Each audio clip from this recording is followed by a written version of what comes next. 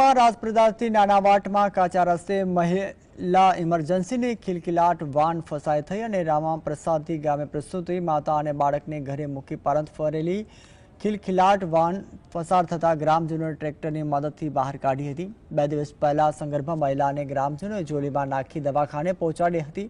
સદનસીબે ખિલખિલાટ વાન માતા તેમજ બાળકને ઘરે પહોંચાડ્યા બાદ ફસાઈ હતી। ગ્રામજનોએ કાચા રસ્તા પાકા ક્યારે બનાવશે તેને લઈને સવાલો કર્યા છે। તેવા સવાલો સાથે રોડ રસ્તાની સરકાર પાસે પણ માંગ કરી છે।